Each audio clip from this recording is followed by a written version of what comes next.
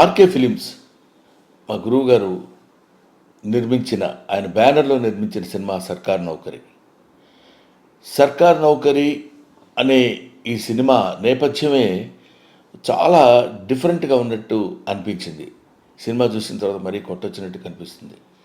ఎందుకంటే జనరల్గా సర్కార్ నౌకరీ అంటే అది పెద్ద గవర్నమెంట్ ఉద్యోగం అనుకునే దానిలో అఫ్కోర్స్ నేను స్టోరీ అంతా చెప్పకూడదేమో, కానీ అటువంటి సర్కార్ నౌకరీ అంటే ప్రజలకు సేవ చేసేటువంటి ఉద్యోగం అనే మెసేజ్ తోటి చాలా అందంగా ఒక వినూత్నమైన రీతిలో మనకి దర్శకత్వం వహించి చెప్పాడు మిస్టర్ శేఖర్.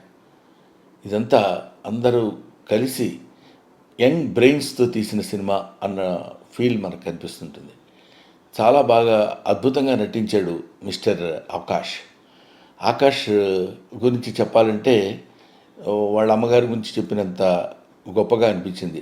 ఎందుకంటే కుర్రాడు కూడా కొంచెం ఏదో హిందీ యాక్టర్ టైప్లో కనిపించాడు. ఆ తర్వాత వాళ్ళ మదర్కి ఎంత పేరు వచ్చిందో అంతకంటే మించిన పేరు రావాలి ఆకాష్కి, ఆ భవిష్యత్తు ఉండాలని భగవంతుని ప్రార్థిస్తున్నాను. అతను హీరోగా మంచి స్టఫ్ మెటీరియల్ ఉన్న మనిషి అని ఫీలింగ్ నాకు ఈ సినిమా చూసిన తర్వాత అనిపించింది.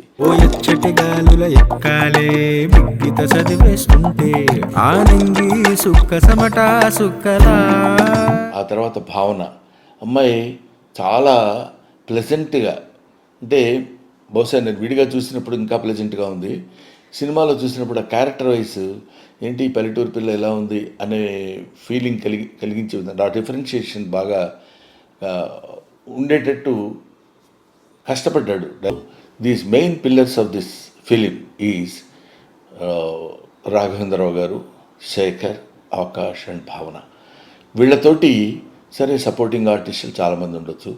వీళ్ళతో తీసిన ఈ సినిమాకి ఎక్కడో కనెక్ట్ అవుతే ఆ సినిమా ఏ రేంజ్లో హిట్ అవుతుందో, ఎంత గొప్పగా హిట్ అవుతుందో మనం చెప్పలేం. అందువల్ల అలాంటి దీనిలో హిట్ అవడానికి ఉండేటువంటి అంశాలు ఈ సినిమాలో ఉన్నాయన్న భావన నాకు కలిగింది. సో దానిలో అతి న్యాచురల్గా అతి సహజంగా అందరూ నటించారు. ఇందులో అద్భుతమైనటువంటి నటన ప్రదర్శించడం అది కాకుండా సహజంగా నటించినటువంటి సన్నివేశాలు ఇందులో ఉన్నాయి. మనతో పాటు మనం ఈ సినిమాతో పాటు నడుస్తున్నట్టు, సినిమాతో పాటు మనం కలిసి తిరుగుతున్నట్టు ఉంటుంది తప్ప థియేటర్లో కూర్చొని మనం సినిమా చూస్తున్న ఫీలింగ్ లేకుండా ఒక అద్భుతమైన రీతిలో దర్శకత్వం వహించిన mister Shekhar. I wish him all the best. God will give him very good future. And మా గురువుగారు రాఘవేంద్రరావు గారు, అదే నేను అంటున్నాను, రాఘవేంద్రరావు గారు అనగానే వెంటనే మనకి అలా ఉంటాయి. కానీ అవన్నీ లేకుండా రాఘవేంద్రరావు గారి స్టైల్కి భిన్నంగా మరి కుర్రాడు ఎలా ఒప్పించగలిగాడో నాకు తెలియదు. కానివ్వండి, రాఘవేంద్రరావు గారు అంటే మనకి గుర్తొచ్చే విధమైనది ఈ మధ్య కుర్రకారికి తెలిసి ఉండొచ్చు. కానివ్వండి, ఆయన ఫస్ట్ ఫిలిం జ్యోతి, ఆ సినిమా నాకు తెలుసు. హి was such an intellectual genius director, one of the intellectual genius directors in Telugu film field.